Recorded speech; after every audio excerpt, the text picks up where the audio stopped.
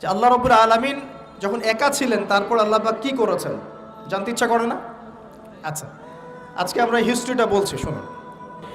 আল্লাহ পাক একা ছিলেন, তারপর আল্লাহ সৃষ্টি করেছেন আরশে আজিম। আল্লাহ পাক সৃষ্টি করেছেন কি? আরশে আজিম। আরশ কি জিনিস? যেই আরশের ছায়ায় আল্লাহ পাক কিয়ামতের মাঠে 7 শ্রেণীর মানুষকে ছায়া দিবেন, যেদিন এই ছায়া ছাড়া অন্য কোনো ছায়া থাকবে না। আরশটাকে একটু বুঝি। একটা হাদিসের মধ্যে নবী সাল্লাল্লাহু আলাইহি ওয়াসাল্লাম বলেছেন, নবীর নাম শুনলেই দরুদ পড়বেন, বলবেন সাল্লাল্লাহু আলাইহি ওয়াসাল্লাম। নবীজি বলছেন, দেখো এই পৃথিবী থেকে প্রথম মহাবিশ্বের দূরত্ব হচ্ছে 500 বছরের পথ। কত বছর? 500 বছর। এভাবে দ্বিতীয় মহাকাশ থেকে তৃতীয় মহাকাশ দূরত্ব 500 বছরের পথ। এইভাবে প্রত্যেক আসমানের মধ্যে দূরত্ব হচ্ছে কত বছরের পথ? 500। সপ্তম আসমানের উপরে আছে সিদরাতুল মুনতাহা। কি আছে? এটা একটা কুল গাছ, বড়ই গাছ। নাসা আবিষ্কার করতে পেরেছে, অতএব বিশ্ববাসী বিশ্বাস করবে না। নাসা যদি কালকে বলে হ্যাঁ পাওয়া গেছে সিদরাতুল মুনতাহা, তাহলে বিশ্ববাসী বিশ্বাস করবে। একটা শিরকি দর্শন চলছে, কুফরি দর্শন। ও যখন বলবে হ্যাঁ, তখন সবাই বলে হ্যাঁ, যখন তারা বলে না, সবাই বলে না। আল্লাহ পাকের ওহীর জ্ঞানের কোনো মূল্য নাই সবার কাছে, ইল্লা মাশাআল্লাহ। সিদরাতুল মুনতাহার উপরে আছে কুরসি। কি আছে? কুরসি। আল্লাহ পাকের কুরসি, যেটা আপনি আয়াতুল কুরসির মধ্যে পড়েন, ওয়াসিআ কুরসিয়ুহুস সামাওয়াতি ওয়াল আরদ, মানে আল্লাহ পাকের কুরসিটা আসমান জমিনকে ঘিরে রেখেছে। আর বলে রাখি যে প্রত্যেক ফরজ নামাজের পর যে আয়াতুল কুরসি পড়ে, জান্নাতে যাওয়ার জন্য তার একটাই বাধা, মৃত্যু। মৌত হয়ে গেলে জান্নাতে চলে যাবে ইনশাআল্লাহ। একটা হাদিস আসছে, রাত্রেবেলা ঘুমানোর সময় কেউ যদি আয়াতুল কুরসি পড়ে, সারা রাত আল্লাহর পক্ষ থেকে একজন ফেরেশতা তাকে পাহারা দিবে ইনশাআল্লাহ। এই ফেরেশতা তো দেখা যায় না, দেখা যায়? তো কয়দিন পর যদি বলে যে যা দেখা যায় না তা বিশ্বাস করা যাবে না, আসলে কিন্তু এপিস্টেমোলজি তাদের এটাই, যা দেখে না তা বিশ্বাস করে না। পশ্চিমারা কি ফেরেশতায় বিশ্বাস করে? কেন করে না? এটা তো একটা প্রশ্ন, উত্তরটা আমি বলছি আপনাদেরকে। কারণ তাদের জ্ঞান তত্ত্ব হচ্ছে যা চোখে দেখি না, যা পরীক্ষা নিরীক্ষা পর্যবেক্ষণে আসে না, তার কোনো অস্তিত্ব নাই। এটা ওদের ফিলোসফি অফ এডুকেশন, শিক্ষা দর্শন। এটাকে আমরা ফিলোসফির ভাষায় বলি এপিস্টেমোলজি বা জ্ঞান তত্ত্ব। জ্ঞান তত্ত্ব টিচার যারা আছেন তারা বুঝবেন, তাদের জ্ঞান তত্ত্ব এমন। আর আমাদের জ্ঞান তত্ত্ব উল্টা, টোটালি ডিফারেন্ট। আমরা কি বলি? আমরা বলি ওয়াকুলিল হাক্কু মির রাব্বিকুম, সত্য আল্লাহর পক্ষ থেকে আসে। আমরা বলি যে অদৃশ্যে বিশ্বাস না করা পর্যন্ত কেউ মুমিনই হতে পারবে না। ইমানের কয় পিলার? ইমানের কয় পিলার? 6 পিলার। আমানতু বিল্লাহি, আল্লাহর প্রতি বিশ্বাস করলাম, ওয়া মালাইকাতিহি, তার ফেরেশতাগণের প্রতি, ওয়া কুতুবিহি, আল্লাহ পাকের আসমানি কিতাব সমূহের প্রতি, ওয়া রুসুলিহি, আল্লাহ পাকের রাসূলগণের প্রতি, ওয়াল ইয়াউমিল আখির, পরকালের প্রতি, ওয়াল কদরি খায়রিহি ওয়া শাররি, তাকদীর বা ভাগ্যের ভালো মন্দের প্রতি। এই 6টার একটাও কি চোখে দেখা যায়? আল্লাহকে দেখেছেন? ফেরেশতা দেখেছেন? আমাদের নবীকেও কি দেখেছেন? শুধু কোরআনটা আপনি চোখের সামনে দেখছেন, আর কিচ্ছু আপনি দেখছেন না। পরকাল দেখেছেন? তাকদীর ভাগ্য দেখেছেন? কিচ্ছু দেখি নাই। এই 6টা পিলারে বিশ্বাস না করতে পারলে কেউ মুমিন হতে পারবে না। পারবে? আলিফ লাম মিম যালিকাল কিতাবু লা রাইবা ফি হুদাল লিল মুত্তাকিন। কারা মুত্তাকি? আল্লাযীনা ইউমিনুনা বিল গায়বি। এই যে 6টা গায়েবে যারা বিশ্বাস করে, এরা হলো মুমিন, মুত্তাকি। তাহলে আমাদের জ্ঞানের ভিত্তিটা কি? আমরা অদৃশ্যে বিশ্বাস করি, আর ওদের জ্ঞানের ভিত্তি হচ্ছে ওরা চাক্ষুষ যা দেখে তাতে বিশ্বাস করে। এই জায়গাতেই তো পার্থক্য জ্ঞানতাত্ত্বিক। এই কারণেই ওরা ফেরেশতায় বিশ্বাস করে না, আল্লাহয় বিশ্বাস করে না, নবী রসুলগণে বিশ্বাস করে না। তারা বলছে আল্লাহর সন্তান আছে, নাউযুবিল্লাহ। হ্যাঁ, তারা আসমানি কিতাবে বিশ্বাস করছে না, তার ধর্মের কনসেপ্টে বিশ্বাস করছে না। তারা পরকাল, পুনরুত্থান, হাসর, কিয়ামত, মিজান, পুলসিরাত কিছুই বিশ্বাস করে না। বিশ্বাসগত পার্থক্য এখানে। এখন মুমিন মুসলিম হিসাবে আমরা বিশ্বাস করি আল্লাহ পাকের ফেরেশতা আছে না নাই? আছে। এখন এই ফেরেশতারা 8জন ফেরেশতা, বড় বড় 8জন ফেরেশতা, তারা আল্লাহ পাকের আরশটাকে ধরে রেখেছে। কয়জন ফেরেশতা? 8জন। এই 8জন ফেরেশতা আল্লাহর আরশকে টেনে নিয়ে আসবে কিয়ামতের মাঠে। বলেন সুবহানাল্লাহ। আল্লাহ পাকের এমনও ফেরেশতা আছেন যারা একটা ফুৎকার দিবে, জাস্ট একটা ফু, এক ফুৎকারে পুরো মহাবিশ্ব ধ্বংস হয়ে যাবে। এত শক্তিশালী ফেরেশতা আছে আল্লাহ পাকে। আমরা যখন মায়ের গর্ভে ছিলাম, এরকম একজন ফেরেশতাই আল্লাহর পক্ষ থেকে রূহ নিয়ে এসে মায়ের গর্ভে ফুঁকে দিয়েছে। এবং আল্লাহর হুকুমে 4টা বিষয় লিখে দিয়েছে। আমরা প্রত্যেকে যখন মায়ের গর্ভে ছিলাম, বয়স ছিল 4 মাস 10 দিন। আমরা তো সব ভুলে গেছি এখন এগুলো, মাত্র 4 মাস 10 দিন। এখন শরীরে শক্তি আছে তো, এই জন্য শৈশব বাল্যকাল সব ভুলে গেছি। আবার একদিন শরীরে শক্তি থাকবে না, তখন আবার আল্লাহ আল্লাহ করা শুরু করবে। 2 দিন ডায়রিয়া হলেই আল্লাহ আল্লাহ শুরু হয়ে যায়। যখন মানুষ সুস্থ থাকে আল্লাহর বিরুদ্ধাচারণ করে, আল্লাহ বলতে কেউ নাই। ঠিক আছে? তো ওই ফেরেশতা লিখে দিয়েছেন 4টা জিনিস আল্লাহর পক্ষ থেকে। 1, সেই ব্যক্তির হায়াত কতটুকু হবে। 2, দুনিয়াতে রিজিক পাবে, কি কি রিজিক পাবে। 3 নাম্বার, তার কাজগুলো কি কি হবে, দুনিয়ায় কি কি কাজ করবে সে। আর 4 নাম্বার, তার সৌভাগ্য, সে সৌভাগ্যবান হবে না দুর্ভাগ্যবান হবে, মানে জান্নাতি হবে না জাহান্নামী হবে। এটা লিখে দেওয়া হয়ে গেছে। এখন এরকম 8 জন বড় বড় ফেরেশতা আল্লাহর আরশটাকে ধরে রেখেছে। আর আমরা বলছি কুরসির কথা। এই কুরসি আসমান জমিনকে ঘিরে আছে। আর আয়াতুল কুরসি যে ব্যক্তি তেলাওয়াত করবে ইনশাআল্লাহ তাআলা আল্লাহর পক্ষ থেকে একজন ফেরেশতা তাকে সারা রাত পাহারা দিবে ইনশাআল্লাহ। কে অপরকে আল্লাহর জন্য মহব্বত করে। বয়ফ্রেন্ড গার্লফ্রেন্ড ট্রেডিশন বলা হচ্ছে না, বয়ফ্রেন্ড গার্লফ্রেন্ডের হারাম জেনার ভালোবাসা বলা হচ্ছে না। কি বলা হচ্ছে? দিনের জন্যে, আল্লাহর জন্যে দুজন পরস্পরকে ভালোবাসে, আল্লাহর জন্যেই বিচ্ছেদ ঘটে। 5 নাম্বার, সেই ব্যক্তি যাকে, যুবক ভাই শোনেন ভালো করে, সেই ব্যক্তি যাকে কোনো সুন্দরী নারী জেনার জন্যে ডাকে। সুন্দরী উচ্চ বংশের কোনো মেয়ে নিজেই জেনা করার জন্য ডাকে, কিন্তু যুবক বলে আমি আল্লাহকে ভয় করি, ইন্নী আখাফুল্লাহ, আমি আল্লাহকে ভয় করি। এরকম যুবক আছে এখনো বাকি সমাজে? এখন তো ইচ্ছা করেই মানুষ জেনা করে। এখন তো জেনা এত সহজ, মানুষ 1000, 1500, 2000 টাকা দিয়ে জেনা করতে পারে। এই সমাজে জেনা সহজ, বিয়ে হয়েছে কঠিন। এই সমাজে জেনাটা সহজ হয়ে গেছে, বিয়েটা কঠিন হয়ে গেছে। এই জন্য বিয়ের ঝামেলা অনেকে যেতে চায় না। জেনা করেই তো আমি যা উদ্ধার করার করছি। বিয়ে করলে খাওয়াতে হবে, নিজের পায়ে দাঁড়াতে হবে, এই লাগবে সেই লাগবে, সুবহানাল্লাহ। কিন্তু প্রিয় ভাই মনে রাখবেন, যদি আপনি জেনা থেকে বেঁচে থাকতে পারেন, আল্লাহ পাক আপনাকে সাক্ষাৎ মৃত্যুর হাত থেকেও বাঁচাতে পারেন। এটা আমি এমনি এমনি বলি নাই, আমি দলিল দিচ্ছি। জেনা এমন একটা পাপ, যেই পাপ থেকে যদি কোনো যুবক নিজেকে বাঁচাতে পারে, আল্লাহ পাক তাকে সাক্ষাৎ মৌতের হাত থেকেও বাঁচাতে পারবে ইনশাআল্লাহ। কিভাবে? 3 বন্ধু যাচ্ছে রাস্তা দিয়ে, হঠাৎ করে ঝড়, বন্ধু 3 জন ঢুকে গেল গুহার মধ্যে। কিসের মধ্যে? গুহায়, যে পাহাড়ি এলাকায় আপনারা থাকেন যারা, গুহার মধ্যে। হঠাৎ করে পাহাড়ের পাথর দিয়ে গুহার মুখটা বন্ধ হয়ে গেল। এখন খোলার কোনো অপশন নাই। সবাই বলছে এখন 3 জন, এখন তো আমরা বের হতে পারবো না। সবাই সবার নেক আমলের ওসিলা দিয়ে আল্লাহর কাছে দোয়া করো। কিসের ওসিলা দিয়ে? নেক আমলের ওসিলা দিয়ে দোয়া করতে হয়। যে হাদিস, মৃত মানুষকে ওসিলা করে তার জন্যে নজর মানত জবাই করে দোয়া করতে হয় না, নিজের নেক আমলের ওসিলা দিয়ে আল্লাহর কাছে দোয়া করতে হয়। আল্লাহ পাক এখন দোয়া শুনলেন। একজন বলছে আমি আমার পিতা মাতাকে খুব খেদমত করতাম, তাদেরকে দুধ পান না করে দুধ পান করাতাম না, নিজেও করতাম না, ছেলেদেরকে করাতাম না। আল্লাহ এই কাজটা তোমার ভালো লাগলে আজকে গুহার মুখ থেকে পাথর সরিয়ে দাও। পাথর একটু সরে গেল। পাথর আল্লাহর কথা শোনে কিনা? শোনে না? সবাই আল্লাহর কথা শোনে। আগুন আল্লাহর কথা শোনে কিনা? ইব্রাহিমের জন্য আগুন ঠান্ডা হয়ে যায় নাই? আচ্ছা, তারপরে আরেকজন দোয়া করছে, আল্লাহ আমার এক কর্মচারী ছিল, তার বেতন বাকি ছিল, সে বেতন না নিয়ে চলে গেছে, আমি সেই বেতনটা দিয়ে কিছু গবাদি পশু কিনেছি। আস্তে আস্তে গবাদি পশু বেড়েছে, অনেক দিন পর সে এসেছে টাকা চাওয়ার জন্য। তা আমি বলেছি সবই তোমার, সব নিয়ে চলে যাও। সে বলেছে আপনি কি ফাইজলামি করতেছেন আমার সাথে?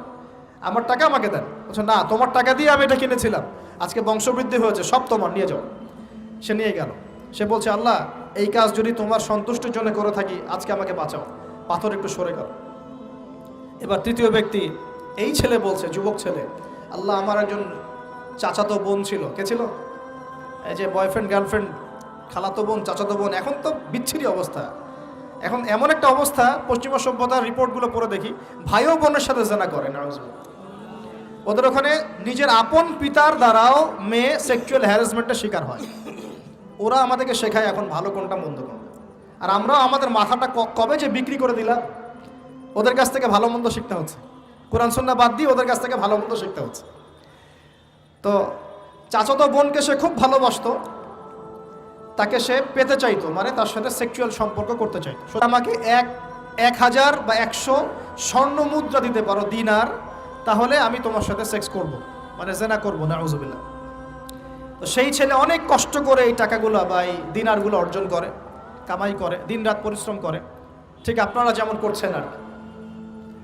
তো এরপর সে তার স্বর্ণ মুদ্রা দেয়, দিয়ে বলে যে এখন আমাকে আমার কাজ করতে দাও। তখন সেই মেয়ে রাজি হয়। ঠিক যে মুহূর্তে তারা সেক্সুয়াল সম্পর্কটা করবে, ঠিক ওই মুহূর্তেই এই মেয়ে বলে ওঠে, হে আল্লাহর বান্দা, আল্লাহকে ভয় করো। আমি সারা জীবন আমার সতীত্বকে ধরে রেখেছি, কাউকে দেইনি, আমি কারোর সাথে এরকম অন্যায় করি নাই, আমি খারাপ মেয়ে নই, তুমি আমার ইজ্জতটা নষ্ট করো না। কে বলছে কথা? মেয়ে। ওই অবস্থা থেকে কি একটা ছেলের উঠে আসা সম্ভব? এটা কি এতটাই সহজ? এটা কিন্তু সহজ না। সত্যি কথা বলতে এই বিষয়টা কিন্তু এতটাও সহজ না। যারা অবিবাহিত তারা হয়তো বুঝতে পারবে না, বিবাহিতরা বুঝতে পারছে। তো ওই অবস্থা থেকে সেই টাকাগুলো না নিয়ে সেই স্বর্ণমুদ্রা মেয়েকে দিয়ে ওখান থেকে সেই ছেলে উঠে আসে আল্লাহর ভয়ে। সে এখন গুহার মধ্যে আটকা পড়েছে, আল্লাহকে বলছে, আল্লাহ ওই দিন ওই কাজ যদি তোমার সন্তুষ্টির জন্য করে থাকি, আজকে আমাকে মৃত্যুর হাত থেকে বাঁচাও। সমস্ত পাথর ধপধপ করে সরে গেল গুহার মুখ থেকে।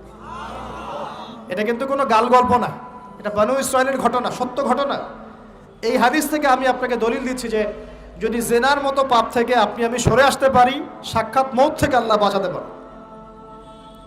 প্রিয় ভাই, সেই যুবক আরশের ছায়া ছায়া পাবে যে তার যৌবনকালটাকে আল্লাহর পথে কাটিয়েছে, এবং যাকে কোনো সুন্দরী মেয়ে জেনার জন্য আহ্বান করে, সে বলে আমি আল্লাহকে ভয় করি। আমরা তওবা করি, আমরা কোনো প্রকার জেনার পাপে যাব না ইনশাআল্লাহ। যদি হারাম কোনো সম্পর্ক থেকে থাকে, আজকেই এই নাম্বার ডিলিট করে ফেলতে হবে। আল্লাহ পাক তৌফিক দান করুন। ডিলিট করার আগে আবার ফোন করে বলেন না যে আজকে থেকে আর কথা বলবো না, তাহলে এই কথা আর কোনোদিন শেষ হবে না। একবারই বন্ধ, ডিসকানেক্টেড। কার জন্যে? আল্লাহর জন্যে। এবং এটা করার পরে আল্লাহকে বলতে হবে, আল্লাহ শুধু তোমার ভয়ে এবং তোমার সন্তুষ্টি পাওয়ার জন্যে আমি জেনা থেকে বেরিয়ে আসলাম। আল্লাহ তুমি আমাকে হেদায়েত দাও, ঈমান দাও, আমল দাও, এবং তোমার রাস্তায় আমাকে বেহিসাব রিজিক দাও, এবং নেককার কুমারী, নেককার প্রেমময়ী, তাকওয়াবান, মুত্তাকি একজন স্ত্রী আল্লাহ তুমি আমাকে দান করো। ইনশাআল্লাহ আল্লাহ পাক আপনাকে দান করো। আল্লাহ পাক দান করো। আল্লাহ পাকের জমিন প্রশস্ত, আল্লাহর হাত প্রশস্ত। আল্লাহর হাতকে সংকীর্ণ মনে করবেন না, আল্লাহর জমিনকে সংকীর্ণ মনে করবেন না। আল্লাহ পাক যাকে ইচ্ছা বেহিসাব রিজিক দিতে পারে ইনশাআল্লাহ। আল্লাহ পাক আমাদের সবাইকে বেহিসাব রিজিক দান করুন বলি আমিন। আর কে? আর সেই ব্যক্তি যে এত গোপনে দান করে, যার বাহাত জানে না ডান হাত কি দান করেছে, যার বাহাত জানে না ডান হাত কি দান করেছে। আমাদের মতো নয় যে 10,000 টাকা দান করলে সবাইকে না জানানো পর্যন্ত ঘুম হচ্ছে না, এমন নয়। দান এমন গোপনে করে যে তার বাহাত জানে না ডান হাত কি দান করছে। আল্লাহ পাক আমাদের সবাইকে গোপনে দান করার তৌফিক দেন। এর মানে এই না যে প্রকাশ্যে দান করা যায় না, প্রকাশ্যেও দান করা যায়। অন্যকে উৎসাহিত করার জন্যে প্রকাশ্যেও দান করা যায়, কিন্তু গোপন দান আল্লাহর কাছে অনেক বেশি পছন্দের। আর 7 নাম্বার সেই ব্যক্তি যে নীরবে নিভৃতে গোপনে আল্লাহর কথা স্মরণ করে কাঁদে এবং তার চোখ দিয়ে অশ্রু প্রবাহিত হয়। এই 7 শ্রেণীর মানুষকে আল্লাহ পাক কিয়ামতের মাঠে আরশের ছায়ায় ছায়া দিবে ইনশাআল্লাহ। আমরা কি পেতে চাই? আল্লাহ পাক এই আরশ সবার আগে সৃষ্টি করেছেন। তারপর কি সৃষ্টি করেছেন? কলম। কি? কলম। কলম সৃষ্টি করে আল্লাহ পাক বলেছেন উকতুব, লিখো। কলম বলছে মাযা আকতুব, আমি কি লিখবো? আল্লাহ বলছেন কিয়ামত পর্যন্ত যা হবে সব লিখো। লাউহে মাহফুজে কলম লেখা শুরু করেছে, কিয়ামত পর্যন্ত যা হবে সব লেখা হয়ে গেছে অলরেডি। অতএব রিজিক নিয়ে আপনার টেনশন করার কোনো দরকার নাই, যা লেখা হয়েছে পাবেন ইনশাআল্লাহ। যদি হালাল পথে চান হালাল পথে পাবেন, হারাম পথে চাইলে হারাম পথে পাবেন। আপনি যা তাকদিরে আছে এর বাইরে আপনি কিছু পাবেন না, যতই চেষ্টা করেন। আল্লাহ পাক আমাদের সবাইকে তাকদির নিয়ে সন্তুষ্ট থাকার তৌফিক দান করুন। এই তো প্রথম বিশ্বযুদ্ধে কত মানুষ মারা গেছে? 3 থেকে 4 কোটি। 3 থেকে 4 কোটি। নবী সাল্লাল্লাহু আলাইহি ওয়াসাল্লাম এবং সাহাবীরা যত যুদ্ধ করেছেন ইসলামের জন্য, সবগুলো যুদ্ধের পরিসংখ্যান মিলালে 10,000 মানুষও মারা যায় নাই, 10,000ও না। আর তোমাদের শুধু প্রথম বিশ্বযুদ্ধেই 3 থেকে 4 কোটি মানুষ মারা গেছে। সেকেন্ড ওয়ার্ল্ড ওয়ারে মারা গেছে 7 থেকে 8 কোটি মানুষ। ভিয়েতনাম যুদ্ধে এরকম প্রায় 4 থেকে 5 লক্ষ, আরও বেশি হতে পারে। চায়নায়, রাশিয়ায়, আপনার ইতালিতে যে বড় বড় রেভলিউশনগুলো হয়েছে, দেখবেন লক্ষ লক্ষ মানুষ মারা গেছে, লক্ষ লক্ষ।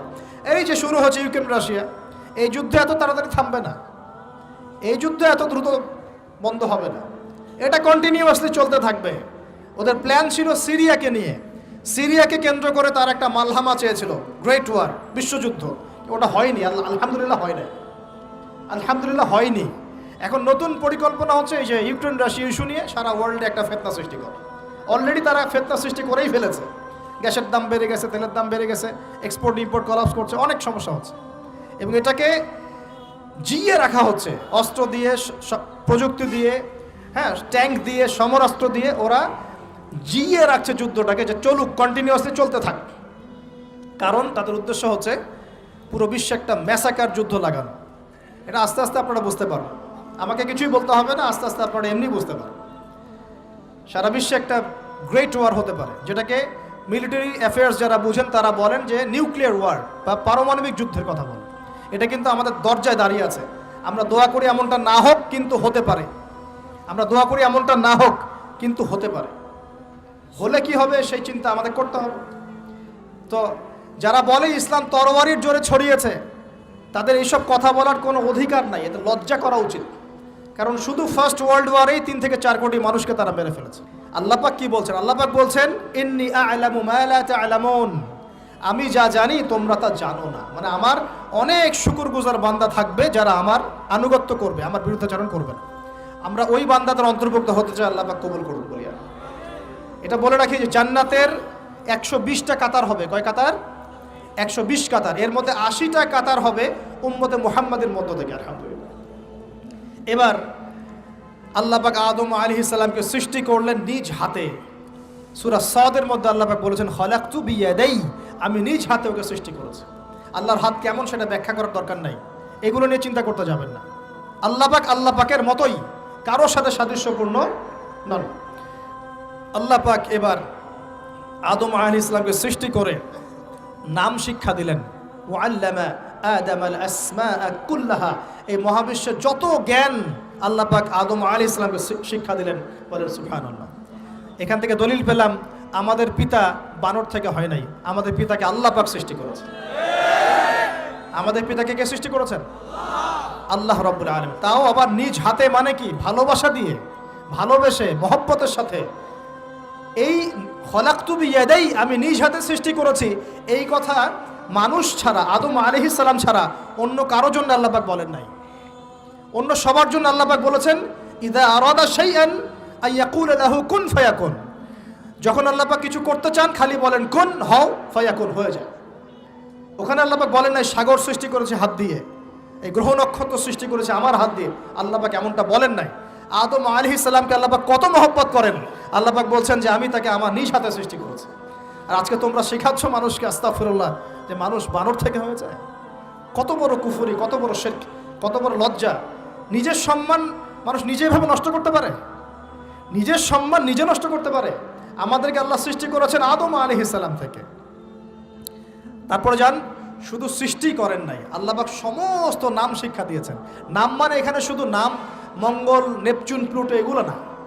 নাম মানে হচ্ছে জ্ঞান। নাম মানে কি? জ্ঞান।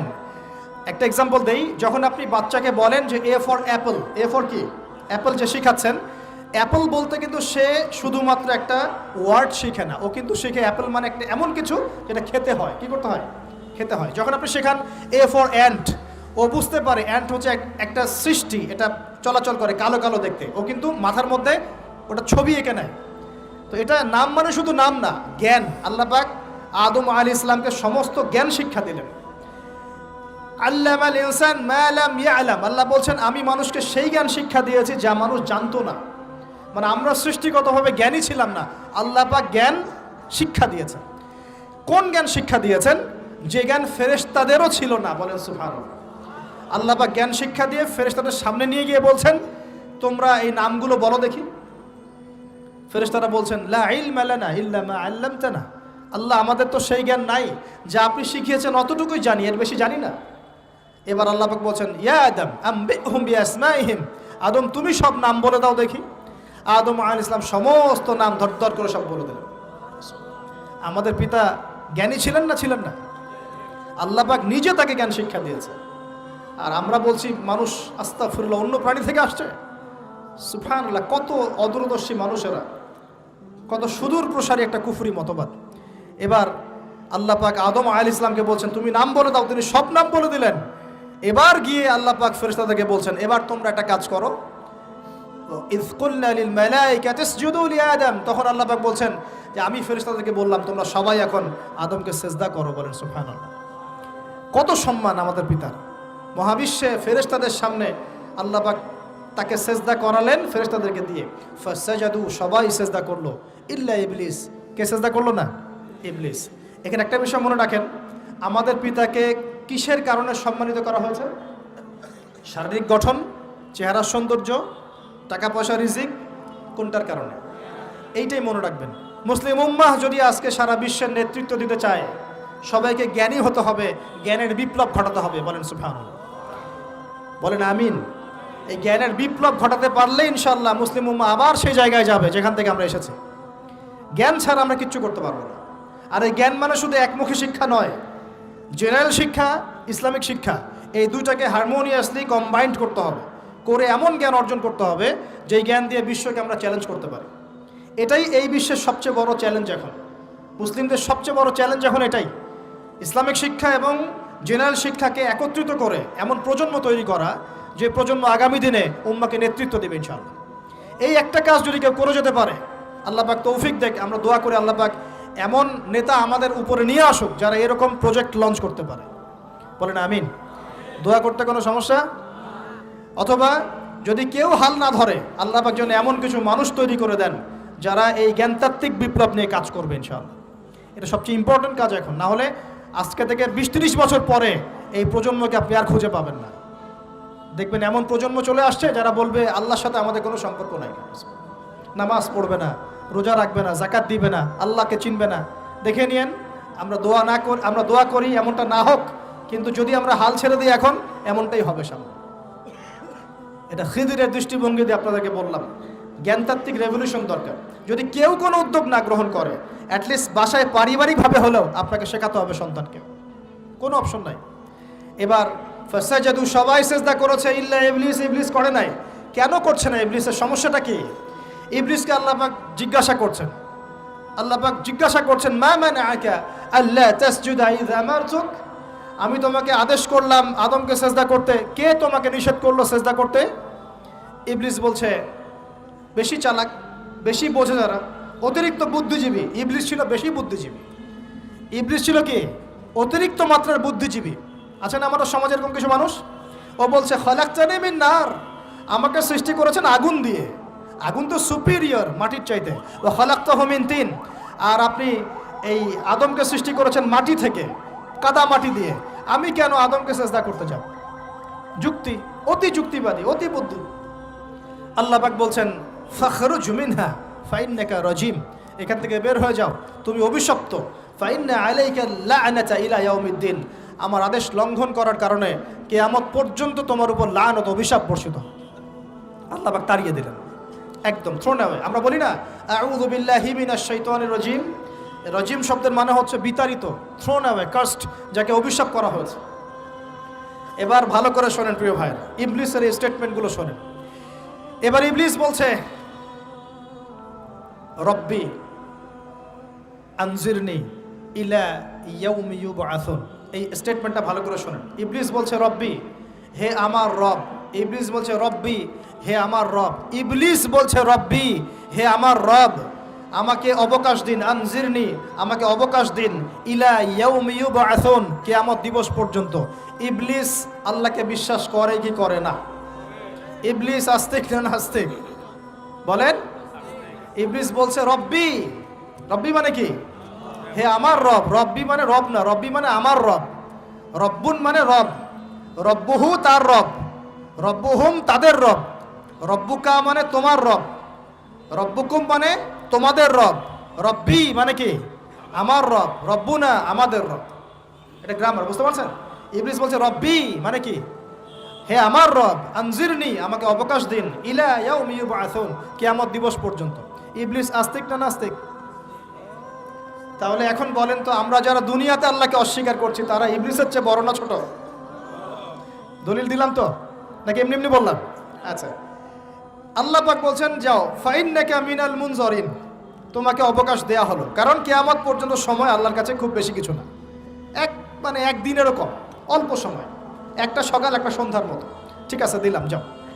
এবার ইবলিস চ্যালেঞ্জ করছে। এই চ্যালেঞ্জটা আমাদের সবাইকে মনে রাখতে হবে, সারা জীবন ইবলিসের এই স্টেটমেন্টটা মনে রাখতে হবে। সেটা কি?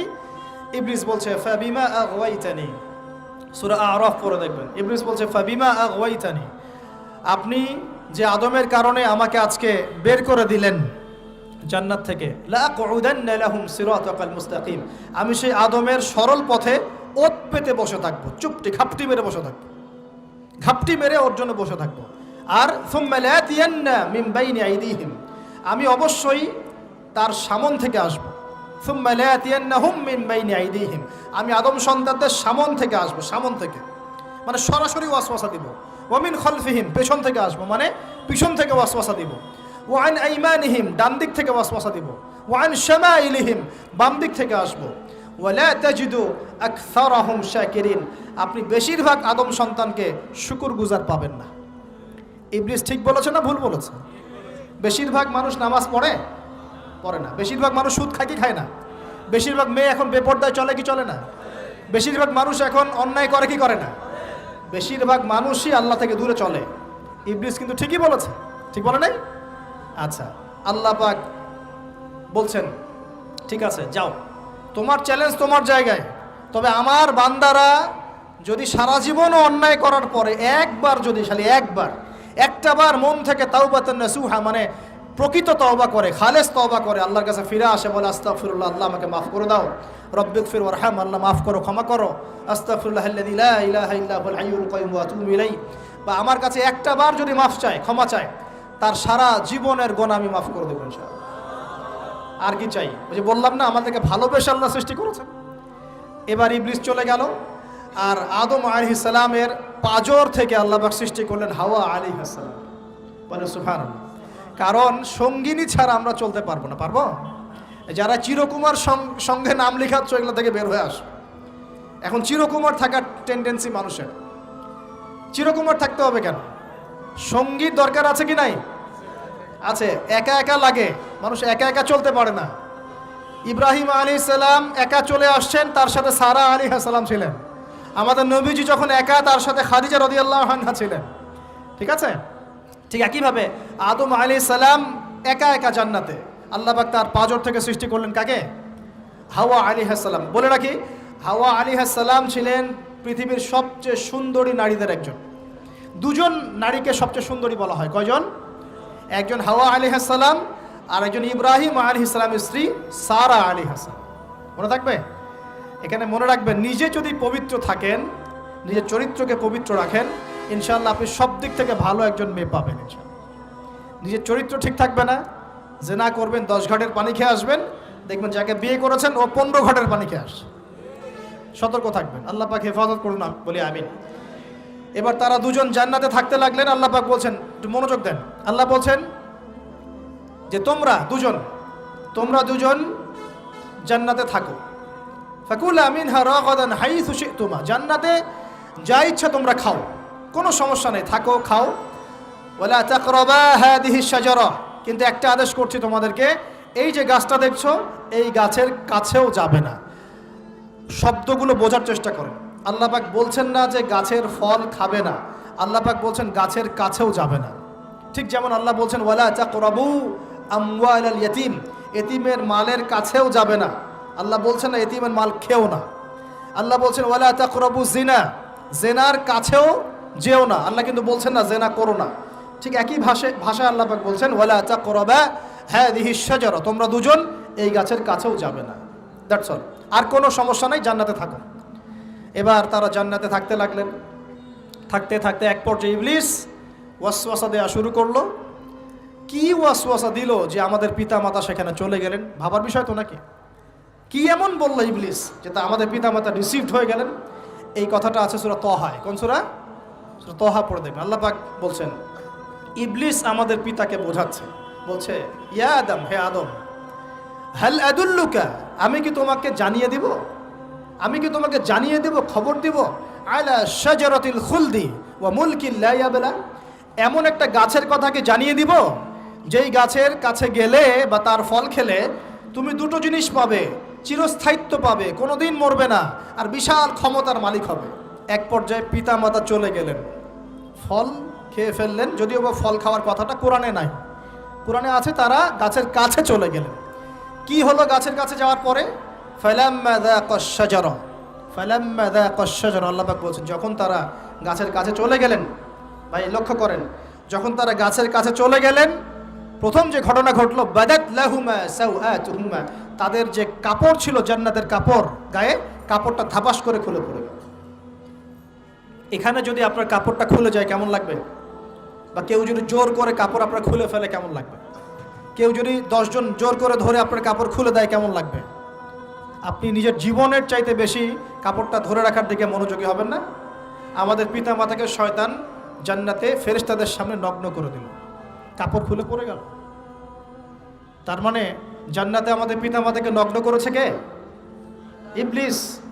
তাহলে দুনিয়াতে যারা এখন আমাদের গা থেকে কাপড় খুলতে চায়, বেপর্দায় চলতে চায়, পর্দাকে কুপ্রথা বলে, কুসংস্কার বলে, যারা বলে যে অশ্লীলতার বিপ্লব ঘটুক, পোশাকের কোনো বাধা ধরা নিয়ম না থাকুক, সবাই স্বাধীন, যারা নগ্নতা অশ্লীলতার প্রচার প্রসার চায়, যারা মুসলিমদের গা থেকে কাপড় খুলতে চায়, এরা তাহলে কার হয়ে কাজ করছে?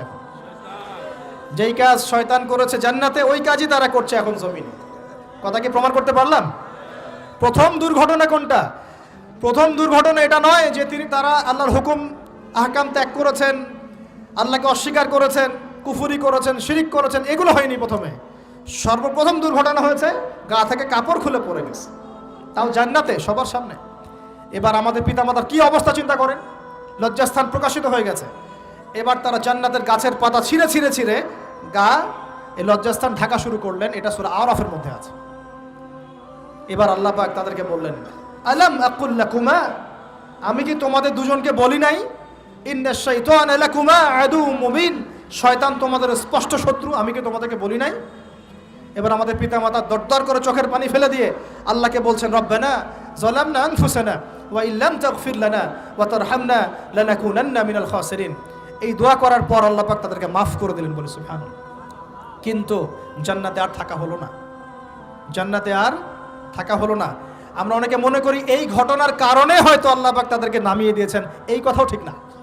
কেন ঠিক না? কারণ আল্লাহ পাক দুনিয়া সৃষ্টি করেছেন আগে, আর আল্লাহ আগেই মানুষ সৃষ্টি করার আগেই আল্লাহ পাক বলেছেন দুনিয়াতে আমার খলিফা পাঠাবো। তার মানে দুনিয়াতে যে আদম আলাইহিস সালামকে পাঠানো হবে এটা আগে থেকেই লেখা ছিল। এবার নামিয়ে দিচ্ছেন আল্লাহ পাক, কুল নাহবিতু মিনহা জামিআ, তোমরা সবাই এখন নেমে যাও। কে কে নেমে যাও? আদম, হাওয়া, ইবলিস সব নেমে যাও। কোথায় নেমে যাও? দুনিয়াতে নেমে যাও। এই হাদিসটা কি জানেন? হাদিসটা শুনে রাখেন, এটা আখিরুজ জামান বা কিয়ামতের আলামত সংক্রান্ত হাদিসগুলোর মধ্যে পাবেন। আল্লাহর রাসূল সাল্লাল্লাহু আলাইহি ওয়াসাল্লাম বলেছেন, কিয়ামতের আগে আগে আমার উম্মতের মধ্যে, ভালো করে শোনেন, কিয়ামতের আগে আগে আমার উম্মতের মধ্যে একদল মানুষ বের হবে যারা মদ পানকে হালাল মনে করবে। কাকে? মদ পান করাকে হালাল মনে করবে। যারা বাদ্যযন্ত্র, গায়িকা, নায়িকা এগুলো নিয়ে নর্তকী নাচাবে রাতের বেলা, এগুলোকে হালাল মনে করবে। যারা অশ্লীলতা, বেহায়াপনাকে জায়েজ করে নিবে, ঠিক আছে, এরকম কয়েকটা পাপের কথা বলে নবীজি বলছেন একদিন সকালবেলা আল্লাহ পাক তাদেরকে ঘৃণিত বানরে পরিণত করবেন। এটা হবে সামনে, কখন কিভাবে হবে আল্লাহ ভালো জানেন। এবার আমি কনসেপ্টে চলে আসি। এই যে পৃথিবীতে নেমে আসলাম, তাহলে আমরা কোত্থেকে আসছি ভাই? আমরা কি পৃথিবীর অধিবাসী ছিলাম? আমরা জান্নাতে ছিলাম, ওখান থেকে আল্লাহ পাক পাঠিয়েছে। এবার পৃথিবীতে এসে আদম আলাইহিস সালামের যুগে খুব একটা দুর্ঘটনা ঘটে নাই, একটা ঘটেছে। কয়টা? একটা। ভাই হাবিলের কুরবানি কবুল হয়, কাবিলের অন্তর্দাহ হয়, জ্বালা হয়। কেন হাবিলেরটা কবুল হবে, কাবিলের কেন হচ্ছে না? এই হিংসার বশবর্তী হয়ে কাবিল হাবিলকে হত্যা করে ফেলে। হত্যা করে লাশটা দাফন করার পদ্ধতিও তার জানা ছিল না। আল্লাহ কাককে পাঠালেন, কাককে দেখে সে শিখল। প্রথম দুর্ঘটনা হচ্ছে হাবিল কাবিলের দুর্ঘটনা। বলে রাখি, আজকেও নিজের ভাইয়ের বেশে বহু কাবিল মুসলিম সমাজের মধ্যে ঘুরে বেড়ায়। নিজের ভাইয়ের লেবাসে পোশাকে সুরতেই বহু কাবিল এখনও কিন্তু মুসলিম সমাজে ঘুরে বেড়ায়। তো আমরা কাবিলদেরকে কাবিলের পরিণতি সম্পর্কে সচেতন করতে চাই। হাবিল বলেছিল, তুমি যদি আমাকে মারতে আসো আমি তোমাকে মারার জন্য হাত বাড়াবো না। হাবিল জান্নাতে যাবে আর কাবিল জাহান্নামে যাবে। কেন কাবিল জাহান্নামে যাবে? নবীজি বলেছেন, পৃথিবীর প্রথম হত্যাকাণ্ড সংগঠিত করেছে কাবিল। এ কারণে পৃথিবীতে যত খুন হবে সমস্ত খুনের পাপের একটা অংশ কাবিলের আমল নামায় যোগ করা হবে। বলেন নাউজুবিল্লাহ। একটা কথা মনে রাখবেন, সদকায়ে জারিয়া যেমন আছে, গুনাহে জারিয়াও আছে। একটা মদের দোকান দিয়েছেন, যত মানুষ মদ খাচ্ছে সমস্ত গুনার একটা অংশ আপনার কাঁধে আসছে। সিনেমা হল করেছেন, মানুষ সারাদিন নেকটা ছবি দেখে, নগ্ন ছবি দেখে, যত মানুষ এখানে পাপ করবে সমস্ত পাপের একটা অংশ আপনার কাঁধে যাবে। আবার একটা মাদ্রাসা করেছেন, যত মানুষ এখানে দ্বীনি ইলম শিখবে এই নেকির একটা অংশ আপনি পাবেন ইনশাআল্লাহ। মরে গেলেও কবরে পাবেন ইনশাআল্লাহ। আল্লাহ পাক আমাদের সবাইকে সদকায়ে জারিয়া করার তৌফিক দেন, গুনাহে জারিয়া থেকে বাঁচিয়ে রাখুন। খুব খেয়াল রাখবেন, আল্লাহ পাক আমাদের হেফাজত করুন বলি আমিন। এবার ওই যুগ শেষ, নূহ আলাইহিস সালামের যুগ। এই যুগে আল্লাহর একই সুন্নত। নূহ আলাইহিস সালাম 950 বছর দাওয়াত দিলেন, 40টা বা 80টা পরিবার ইসলাম কবুল করেছে, বাকিরা করে নাই। যারা করে নাই আল্লাহ পাক তাদেরকে ডুবিয়ে মারলেন, যারা করেছে আল্লাহ পাক উদ্ধার করলেন। সোজা কথা। আজকে সারা পৃথিবীতে যত মানুষ আমরা বেঁচে আছি না, আমরা কোনো না কোনোভাবে ওই 80 পরিবারের সদস্য। আমরা ভাই ভাই বা আমরা ওই ফ্যামিলি, 80 ফ্যামিলির অন্তর্ভুক্ত। কীরকম করে? নূহ আলাইহিস সালামের 4 সন্তান ছিল। কয় সন্তান? এক সন্তানের নাম হচ্ছে হাম। কি নাম? হাম। হাম ছিল একটু কালো বর্ণের। হামকে দিয়ে আফ্রিকার কন্টিনেন্টে যত মানুষ দেখছেন ব্ল্যাক স্কিনের, কালো স্কিন, এরা সবাই হামের বংশধর। মজা না বিষয়টা? মানুষের অস্তিত্ব পৃথিবীতে, ইতিহাস, এগুলো খুব ইন্টারেস্টিং টপিক। ইতিহাস পড়তে থাকলে আপনি ডুবে যাবেন। কত কি যে বিশ্বে হয়েছে আর কত কিছু হবে সামনে, সুবহানাল্লাহ। তখন আপনার অস্তিত্ব জানান দিবে যে আমি কত ক্ষুদ্র, মহাবিশ্ব কত বড়, আল্লাহ কত বড়, কত সময় চলে গেছে আর আমি এই সময় কি করছি। এক ভাইয়ের নাম শাম। এই শামকে কেন্দ্র করে এই আরবের যে মানুষগুলো আছে, আরব, অ্যারাবিয়ান, এরা শামের বংশধর। আরেক ভাইয়ের নাম ইয়াফাস। কি নাম? ইয়াফাস। ইয়াফাসের বংশধর হচ্ছে পশ্চিমারা, মানে রোমক যারা, তারা। আরেক ভাইয়ের নাম ছিল কেনান। কি নাম? কেনান। এ ইমান নিয়ে আসে নাই, ওই যে প্লাবনে ডুবে মরে গেছে। মরে যাওয়ার পরে আদম আলাইহিস সালাম বলেছিল, আল্লাহ আমার পরিবারের অন্তর্ভুক্তকে মাফ করে দাও। আল্লাহ বলেছেন, লাইসা মিন আহলিক, সে তোমার পরিবারের কেউ না। নবীর সন্তান হয়েও, নবীর সন্তান হওয়ার পরেও ইমান না আনার কারণে সে জাহান্নামে গেছে। আর আমরা আর কি এমন মানুষ, অমুক আলেমের সন্তান, অমুক বক্তার সন্তান, হ্যাঁ, অমুক পীরের নবাবজাদা, অমুক তমুক, এইসব বড়াই করে লাভ নাই। আমল, আকীদা, ঈমান যদি ঠিক না থাকে, আমাদের বংশ পরিচয় আমাদেরকে বাঁচাতে পারবে, আমাদের দেশ, জাতীয়তাবাদ, বর্ণ বাঁচাতে পারবে না। যার যার কবরে তাকে তাকে যেতে হবে। নিজের আমল নিয়ে ফিকির করেন, নিজের কবর নিয়ে ফিকির করেন, অন্যের দিকে চোখ দেওয়া বন্ধ করেন, আগে নিজের কবরের ফিকির করেন। আল্লাহ পাক সবাইকে তৌফিক এনায়েত করুন বলিয়া। যারা বুদ্ধিমান তারা নিজেকে নিয়ে ব্যস্ত থাকে, যারা অহংকারী, উদ্ধত, এরা মানুষের পিছনে পড়ে থাকে। আল্লাহ পাক আমাদের সবাইকে নিজের চেহারা আয়নায় দেখার তৌফিক দান করুন, আমিন। প্রিয় ভাইরা, নূহ আলাইহিস সালামের যুগ চলে গেল, 950 বছর দাওয়াত দেওয়ার পরে এই পরিণতি হয়েছে। এরপরে আসছে ইব্রাহিম আলাইহিস সালামের সময়। আল্লাহ পাক তাকে উদ্ধার করেছেন, অগ্নি পরীক্ষা থেকে বাঁচিয়েছেন, নমরুদকে আল্লাহ পাক ধ্বংস করেছেন। আল্লাহ পাক এরপরে এনেছেন আদ জাতি। আদ জাতির হুদ আলাইহিস সালাম এবং তার অনুসারীদেরকে আল্লাহ পাক বাঁচিয়েছেন, বাকিদেরকে ধ্বংস করে দিয়েছেন ঝড় দিয়ে, বায়ু প্রবাহ দিয়ে। সামুদ জাতি এসেছে, সামুদ জাতিকে আল্লাহ পাক ধ্বংস করেছেন বজ্রপাত দিয়ে, বিদ্যুৎ দিয়ে। আর সালেহ আলাইহিস সালাম এবং তার অনুসারীদেরকে বাঁচিয়ে দিয়েছেন। ফেরাউনের যুগ এসেছে, আল্লাহ পাক মূসা আলাইহিস সালাম এবং বনু ইসরাঈলকে বাঁচিয়েছেন, ফেরাউনকে ডুবিয়ে মেরেছেন লোহিত সাগরে। ঈসা আলাইহিস সালামের যুগ আসছে, একই সুন্নত। ঈসা আলাইহিস সালামকে আল্লাহ পাক শুধু রক্ষাই করেন নাই, নিজের কাছে উঠিয়ে নিয়েছেন, সুবহানাল্লাহ। তিনি আবারও আসবেন পৃথিবীতে ইনশাআল্লাহ। যতদিন না তিনি আসছেন এবং এই পৃথিবীতে 40 বছর রাজত্ব না করছেন, কিয়ামত হবে না ইনশাআল্লাহ। যতদিন পর্যন্ত ঈসা আলাইহিস সালাম আবার ব্যাক না করছেন এবং এই জেরুজালেম থেকে সারা বিশ্বে খিলাফা কায়েম না করছেন, 40 বছর শাসন না চালাচ্ছেন, কিয়ামতও হবে না ইনশাআল্লাহ। এটা সামনে অপেক্ষা করছে। এবং নবী সাল্লাল্লাহু আলাইহি ওয়াসাল্লামের যুগে আবু জেহেল, আবু লাহাব বা সাহেবাদেরকে আল্লাহ পাক ধ্বংস করেছেন, আল্লাহর নবী এবং সাহাবীদেরকে আল্লাহ পাক সম্মানিত করেছেন। আপনি কি পুরো হিস্ট্রির মধ্যে একটা সুন্নত দেখতে পাচ্ছেন, কমন সুন্নত? কি সুন্নাত? প্রত্যেক যুগে যুগে যারাই আল্লাহর ওই যে বিধান মেনে চলেছে, সমকালীন নবী রাসূলদের আনুগত্য করেছে, আল্লাহ পাকের আনুগত্য করেছে, আল্লাহ পাক তাদেরকে উদ্ধার করেছেন দুনিয়াতেও পরকালে। প্রত্যেক যুগে যুগে যারাই আল্লাহকে মানে নাই, রাসূলকে মানে নাই, আল্লাহর আসমানি কিতাবকে মানে নাই, বিরুদ্ধাচরণ করেছে, কুফরি করেছে, শিরিক করেছে, আল্লাহ পাক সবাইকে ধ্বংস করে দিয়েছেন, কারো কোনো পরোয়া করেন না। এই সিলসিলা আজও অব্যাহত আছে, আগামীতেও থাকবে ইনশাআল্লাহ। এখন আমরা যারা এখন বেঁচে আছি, আমরা নবী সাল্লাল্লাহু আলাইহি ওয়াসাল্লামের ইন্তেকালের প্রায় 1450 বছর পরের মানুষ। আল্লাহর নবী এসেছেন এমন সমাজে, যে সমাজে শিরকের পাপ চলছে, সুদের পাপ চলছে, দুর্নীতি চলছে, আপনার কন্যা সন্তানকে জীবিত হত্যা করা হচ্ছে, আপনার মাদকদ্রব্যের সয়লাভ চলছে, মেয়েদের অধিকার দেওয়া হচ্ছে না, হ্যাঁ, গোত্রীয় হানাহানি চলছে। ওই সমাজটাকে তিনি 23 বছরের মধ্যে পাল্টে ফেললেন। কত বছর? 23 বছর। কিভাবে পাল্টালেন? উত্তর, তিনি প্রথমে জ্ঞানের চর্চা করেছেন। কিসের চর্চা? জ্ঞানের। আল্লাহ পাক প্রথম ওহী নাযিল করেছেন, ইকরা বিসমি রাব্বিকাল্লাযী খালাক, পড়ুন আপনার রবের নামে যিনি আপনাকে সৃষ্টি করেছেন। নবী সাল্লাল্লাহু আলাইহি ওয়াসাল্লাম সাহাবীগণ কোরআনের 6টা হক আদায় করেছেন। কয়টা হক? 6টা। তারা কোরআন পড়া শিখেছেন। আমরা সবাই কোরআন পড়া শিখবো তো ইনশাআল্লাহ? তারা কোরআনের অর্থ শিখেছেন। আমরা কোরআনের অর্থ শিখবো তো ইনশাআল্লাহ? তারা কোরআনের আদেশগুলো মেনেছেন। আমরা কোরআনের সব আদেশ মানবো তো ইনশাআল্লাহ? তারা কোরআনের সমস্ত নিষেধগুলো বর্জন করেছেন। আমরা নিষেধ বর্জন করবো তো ইনশাআল্লাহ? তারা কোরআনের দাওয়াত মানুষের কাছে পৌঁছে দিয়েছেন। আমরা কোরআনের দাওয়াত দিব তো ইনশাআল্লাহ? এবং 6 নাম্বার, তারা কোরআনের বিধানগুলোকে বাস্তবায়ন করেছেন।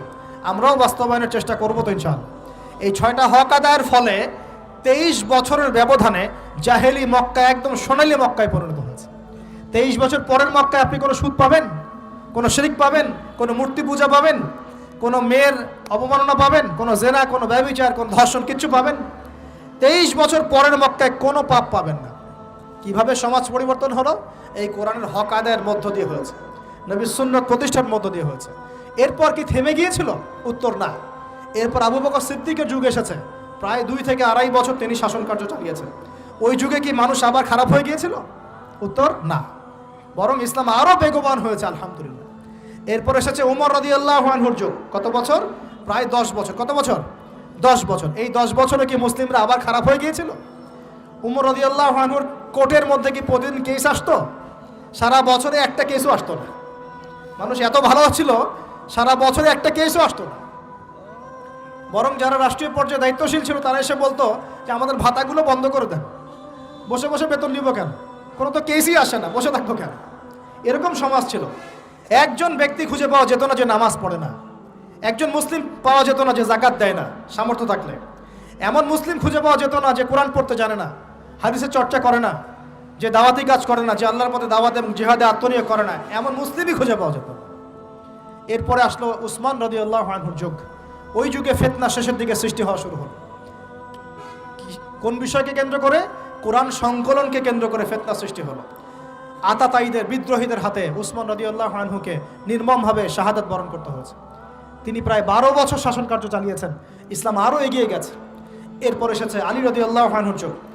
আলী রাদিয়াল্লাহু আনহুর খেলাফতে ওই উসমান রাদিয়াল্লাহু আনহুর ঘটনাকে কেন্দ্র করে, হত্যাকাণ্ডকে কেন্দ্র করে মুয়াবিয়া রাদিয়াল্লাহু আনহু এবং আলী রাদিয়াল্লাহু আনহুর মাঝখানে একটা ব্যাটল, একটা যুদ্ধ হয়ে গেছে। এর নাম হলো সিফফিনের যুদ্ধ। কিসের যুদ্ধ? সিফফিন। যাই হোক, এক পর্যায়ে আলী রাদিয়াল্লাহু আনহুকে এরকম বিদ্রোহীদের হাতে, খারেজিদের হাতে শহীদ হতে হয়। বলেন ইন্না লিল্লাহ ওয়া ইন্না ইলাইহি রাজিউন। তারপরে হাসান রাদিয়াল্লাহু আনহু অল্প কয়েকদিন শাসন কার্য চালান। তারপর উম্মার ঐক্যের খাতিরে তিনি তার শাসন কার্যের ভারটাকে মুয়াবিয়া রাদিয়াল্লাহু আনহুর হাতে সোপর্দ করে দেন, যা ছেড়ে দিলাম। মুয়াবিয়া রাদিয়াল্লাহু আনহুর সময় থেকে উমাইয়াদের শাসন শুরু হয়। উমাইয়ারা শাসন করেছে প্রায় 132 হিজরি পর্যন্ত। কত হিজরি? 132 হিজরি পর্যন্ত, প্রায় 92 ইয়ার্স, 90-92 বছর তারা শাসন করেছে। এ সময় ইসলাম আরও এগিয়ে গেছে, পিছিয়ে যায় নাই। ফিতনা এসেছে, দমন করা হয়েছে। মুসলিমরা বীর দর্পে বিশ্বের বুকে শাসন কার্য চালিয়েছে। এরপর এসেছে আব্বাসীয়দের খেলাফত। জাব নদীর যুদ্ধে উমাইয়াদের পরাজয়ের পরে আব্বাসীয়রা ক্ষমতায় আসে। তারাও ইসলামকে এগিয়ে নেওয়ার চেষ্টা করছিল, ইসলাম এগিয়ে যাচ্ছিল, জ্ঞান বিজ্ঞানের প্রসার হচ্ছিল। আলহামদুলিল্লাহ, ইসলাম পিছিয়ে যায় নাই, মুসলিমরা পিছিয়ে যায় নাই। সারা বিশ্বে দাপটের সাথে আমরা চলেছি। তারপর আস্তে আস্তে ওই আব্বাসীয়দের পতন শুরু হলো। কাদের হাতে? এই তাতারিদের হাতে, মঙ্গোলিয়ানদের হাতে। মাত্র 40 দিনের ব্যবধানে পুরো বাগদাদের মধ্যে প্রায় 20 থেকে 25 লক্ষ মানুষকে হত্যা করা হয়েছে। বাইতুল হিকমা ধ্বংস করে দেওয়া হয়েছে, লাইব্রেরি ধ্বংস করে দেওয়া হয়েছে, বইপত্রকে নদীতে ফেলে দেওয়া হয়েছে। তারা ছিল উগ্র জাতি। মঙ্গোলিয়ানদের নাম শোনেন নাই? হালাকু খান নাম শুনেছেন? চেঙ্গিস খান, হালাকু খান নাম শোনেন নাই? ওদের হাতে মুসলিমদের ব্যাপক দমন পীড়ন সহ্য করতে হয়েছে। এভাবে যুগে যুগে তারপর ক্রুসেডাররা আসছে, ক্রুসেড 1টা 2টা 3টা ক্রুসেড হচ্ছে। আস্তে আস্তে উসমানীয়দের রাইজিং হয়েছে, ফাতেমি খেলাফত এসেছে, মামলুকদের শাসন এসেছে, এদিকে মোগলরা শাসন করেছে, কর্ডোভার দিকে আব্দুর রহমান তারা শাসন করেছে। মানে এক কথায় সারা বিশ্বে মুসলিম শাসন ছিল। অটোমান এম্পায়ার 1923 এই সময়ের দিকে, 1914 থেকে 1923 এই সময় পর্যন্ত অটোমান এম্পায়াররাই বিশ্বে ছিল। তারপরে মুসলিমরা আস্তে আস্তে রাষ্ট্র ভাগ করে ফেলেছে, প্রত্যেক রাষ্ট্র টুকরা টুকরা হয়ে গেছে, ইউনিটি নষ্ট হয়ে গেছে, রাষ্ট্রের ভিতরে বিভিন্ন ফাসাদ তৈরি করে দেওয়া হয়েছে, মুসলিমদের ঐক্য ভেঙে গেছে, ইকোনমি দুর্বল হচ্ছে, সব মিলিয়ে আজকে মুসলিমদের আজকে এই অবস্থা হচ্ছে। আমাদের এখন যুবকরা চিনে না আল্লাহকে, নামাজ পড়তে মানুষ খুঁজে পাওয়া যাচ্ছে না, যাকাত দেওয়ার মানুষ পাওয়া যায় না, রমজান মাসে পার্ট টাইম রোজা রাখে, পার্ট টাইম তারাবি পড়ে, পার্ট টাইম জুমায় আসে, পার্ট টাইম ঈদে নামাজ পড়ে। প্রজন্ম আস্তে আস্তে এই জায়গায় চলে আসছে, আল্লাহকে চিনে না, রাসূলকে চিনে না, ইসলামের হিস্ট্রি জানে না, আমাদের শেকড় জানে না। এমনি এমনি হয়নি, লাস্ট 100 বছরে এই জায়গায় আমরা আসছি। লাস্ট 100 বছরের হিস্ট্রি ভালো করে পড়ে দেখবেন, বলার সময় নাই এখানে। লাস্ট 100 বছরের হিস্ট্রি পড়ে দেখবেন যে জায়গায় আমরা ছিলাম সেখান থেকে একদম তলানিতে নেমে চলে আসছি। এখন প্রশ্ন হচ্ছে, এই অবস্থায় কি চিরস্থায়ী থাকবো নাকি এখান থেকে আমরা সামনে যাব? সামনে যে এমনি এমনি যাওয়া হবে না এটা নিশ্চিত। সামনে যাওয়ার জন্য কিছু কাজ এবং ক্রাইটেরিয়া মেনটেন করতে হবে। আমরা জানি এরপরে আসবে ইমামুল মাহদির শাসন, তারপরে আসবে নবী ঈসা আলাইহিস সালামের শাসন, তারপরে দাজ্জালকে মেরে ফেলা হবে। আর দাজ্জালকে মেরে ফেলার আগে দাজ্জাল তার অনুসারীদেরকে নিয়ে বিশ্ব শাসন করবে 40 বছর। 40 বছর না, 40 দিন। 40 দিন। প্রথম দিন হবে 1 বছরের সমান, দ্বিতীয় দিন হচ্ছে 1 মাস, তৃতীয় দিন 1 সপ্তাহের সমান। তারপরে দিনগুলো আমাদের দিনের মতোই। এরপর ঈসা আলাইহিস সালামের আগমনের মধ্য দিয়ে তার ধ্বংস হবে। এরপর ইয়াজুজ আর মাজুজ বের হবে। ইয়াজুজ আর মাজুজ খুব হিংস্র হবে, তাদেরকে হত্যা করার ক্ষমতা মুসলিমদের থাকবে না। মুসলিমরা তুর পাহাড়ে আশ্রয় নেবে, আল্লাহ পাকের গজবে তাদের ঘাড়ের মধ্যে একটা ভাইরাস জন্ম নেবে, এতে তারা মারা যাবে। বড় বড় নখরওয়ালা প্রাণী আল্লাহ পাঠাবেন, পাখি, এরা এসে এদেরকে উঠিয়ে উঠিয়ে কোনো জায়গায় ফেলে দিবে, মহাবিশ্বের কোনো এক জায়গায় এনে ফেলে দিবে। তারপর আল্লাহ পাক বৃষ্টি বর্ষণ করবেন, প্রচুর বৃষ্টি বর্ষিত হবে এবং বিশ্বের এই জমিনটা উর্বর হবে। তখন একটা ডালিম দেখেছেন ডালিম? একটা ডালিম একটা পরিবার খাবে, একটা ডালিমের খোসার মধ্যে একটা পরিবার আশ্রয় নিতে পারবে, এত বড় বড় ফসল হবে। 40 বছর ঈসা আলাইহিস সালাম এই বিশ্বকে শাসন করবেন ন্যায়ের ভিত্তিতে, আদালতের ভিত্তিতে। ঘাটে মহিষ 1 ঘাটে পানি খাবে, বাঘে মহিষে 1 ঘাটে পানি খাবে, কেউ কার উপর জুলুম করবে না। এরপর তার বিয়ে শাদী হবে, সন্তান হবে এবং তার ইন্তেকালও হবে স্বাভাবিকভাবে, এবং তাকে দাফন করা হবে নবী মুহাম্মদ সাল্লাল্লাহু আলাইহি ওয়াসাল্লামের কবরের পাশে, রওজার পাশে। এরপরে মানুষ আবার খারাপ হওয়া শুরু করবে, এতটা খারাপ হবে যে মানুষ রাস্তার মোড়ে মোড়ে জেনা ব্যভিচারে লিপ্ত হবে, কুকুর শিয়ালের মতো। এই অবস্থায় পশ্চিম দিক থেকে সূর্য উঠবে এবং ব্যবসায়ী ব্যবসা করতে বসেছে, কাপড় খুলেছে, এই কাপড় গুটিয়ে নেওয়ার আগে কিয়ামত হয়ে যাবে। একজন ব্যক্তি পানির বোতল খুলেছে, পানি মুখে দেওয়ার আগেই কিয়ামত হয়ে যাবে। একজন ব্যক্তি বাসা থেকে বের হয়েছে, বাসায় ফেরত যাওয়ার আগে কিয়ামত হয়ে যাবে। উঠকে পানি পান করানোর আগে কিয়ামত হয়ে যাবে। ওই সময় তওবার দরজা বন্ধ হয়ে যাবে। এই ইসরাফিল আলাইহিস সালাম সিংহায় ফুঁক দিয়ে দিবেন, মহাবিশ্ব ধ্বংস হয়ে যাবে। আল্লাহ পাক দ্বিতীয় ফুৎকারের মধ্য দিয়ে আবার সবাইকে উঠাবেন এবং এই দুনিয়ার জীবনে আমরা যে কাজগুলো করেছি এর হিসাব আমাদেরকে দিতে হবে। সেদিন যদি আমরা আল্লাহর কাছে প্রত্যেকটা কাজের হিসাব দিতে পারি, কোরআন সুন্নাহর উপর থাকতে পারি, আল্লাহর বিধিবিধান মেনে চলতে পারি, এই কারাগারের জীবনে আল্লাহর বিধান মেনে চলতে পারি, ইনশাআল্লাহ যেই জান্নাত থেকে আসছি আবার সেখানে ফিরে যাবো ইনশাআল্লাহ। আর যদি ওই দিন আমরা হিসাব দিতে ব্যর্থ হই, আল্লাহ না করুক, তাহলে ওই ইবলিসের সাথে, তার অনুসারীদের সাথে আমাদের সবাইকে জাহান্নামে থাকতে হবে বলে না। এভাবে হিস্ট্রি শুরু হয়েছে, হিস্ট্রি শেষ হবে। এই দুনিয়া চিরস্থায়ী হবে না, আর আমাদের অবস্থা এমন থাকবে না। এখন শেষ কথা হচ্ছে, এই অবস্থা থেকে উত্তরণের জন্য আমাদের কি করণীয় আছে? উত্তর, আমাদের প্রথম দরকার জ্ঞান চর্চা। কি দরকার ভাই? জ্ঞান চর্চা, প্রচুর জ্ঞান চর্চা প্রয়োজন। জ্ঞান নাই কিছুই করতে পারবো না। দ্বিতীয় কাজ হলো আমাদের সবার দরকার জানা অনুযায়ী আমল করা। জানা অনুযায়ী আমল করা, যে যত বেশি জানি আমল করার চেষ্টা করি, আল্লাহ পাক তৌফিক দান করুন। এরপর দরকার আদর্শ পরিবার গড়ে তোলা। পারিবারিক আদর্শ সুন্দর হলে পরে সমাজটা সুন্দর হবে ইনশাআল্লাহ। আল্লাহ পাক আমাদের সবাইকে আদর্শ পরিবার গড়ার তৌফিক দান করুন। দিনদার মেয়েকে বিয়ে করবেন, দিনদার ছেলেকে বিয়ে করবেন, অল্পে তুষ্ট থাকবেন, পরিবারের বিষয়ে সবর করবেন এবং সন্তান সন্ততিদেরকে মানুষ করে যাওয়ার চেষ্টা করবেন। এরপর দরকার আমাদের হালাল রিজিক। সবাই যদি হালাল রিজিকে সন্তুষ্ট থাকি, সমাজের মধ্য থেকে অন্যায় এমনি অটোমেটিক কমে যাবে ইনশাআল্লাহ। প্রত্যেকটা কাজ করার আগে চিন্তা করব কিভাবে করলে হালাল হবে, কিভাবে করলে হারাম হবে।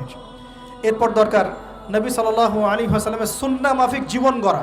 24 ঘন্টার দিন রাতে যে কাজগুলো আছে, এই কাজগুলোকে নবীর সুন্নত অনুযায়ী করার চেষ্টা করব। আল্লাহ পাক তৌফিক দান করুন বলি আমি।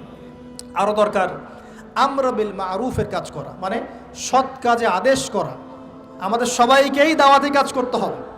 একজন দুজন করবে, বাকিরা করবে না এমন নয়, সবাইকেই পার্ট টাইম হলেও দাওয়াতি কাজ করতে হবে। নামাজ আপনি পড়ছেন, নামাজের দাওয়াত দেন। আপনি যাকাত দিচ্ছেন, যাকাতের দাওয়াত দেন। আপনি রমজান মাসে রোজা রাখছেন, অন্য ভাইকেও রোজা রাখতে উৎসাহিত করেন। আপনি সুদ খাচ্ছেন না, অন্য ভাইকেও নিষেধ করেন, ভাই আপনিও খায়েন না। আমি যা করি সেটা আপনি অবশ্যই প্রচার করবেন, আপনি যা করেন সেটা আপনি প্রচার করবেন, যা করেন না সেটা বলতে যাওয়ার দরকার নেই। তবে হ্যাঁ, আমলের কথা আপনি বলতেই পারেন। যদি আপনি তাহাজ্জুদ নিয়মিত পড়তে নাও পারেন, মানুষকে আপনি বলতে পারবেন তাহাজ্জুদে নামাজ পড়েন, তাহাজ্জুদ নামাজ পড়া ভালো। ইনশাআল্লাহ আস্তে আস্তে আপনি নিজেও আমল করার চেষ্টা করবেন। আল্লাহ পাক তৌফিক দান করুন। আমর বিল মারুফ, সৎ কাজে আদেশ করতে হবে। আরেকটা হচ্ছে অসৎ কাজে নিষেধ করতে হবে। সৎ কাজে শুধু আদেশ করলেই হয় না, অসৎ কাজেও কি করতে হয়? নিষেধ করতে হয়। মনে রাখবেন, শুধু সৎ কাজে আদেশ করলেই জীবনেও কোনোদিন আপনার উপর কোনো বালা মুসিবত, বিপদ আপদ, গালি তহমত আসবে না। যখন আপনি সৎ কাজে আদেশের সাথে সাথে অসৎ কাজেও নিষেধ করা শুরু করবেন, তখন চতুর্দিক থেকে আপনার উপরে বাধা আসা শুরু হবে। এটাই সুন্নত। তবে এটা নবীর সুন্নত। আল্লাহ পাক বলছেন, কুনতুম খায়রা উম্মাহ উখরিজাত লিন-নাস তা'মুরুনা বিল মা'রুফ ওয়া তানহাউনা আনিল মুনকার ওয়া তু'মিনুনা বিল্লাহ। আর আমাদের দায়িত্ব হচ্ছে পরবর্তী প্রজন্মকে মানুষ করে যাওয়া, নিজেদের জান মাল সময় শ্রম দিয়ে আল্লাহর জমিনে আল্লাহর দ্বীনটাকে প্রচার করা, প্রসার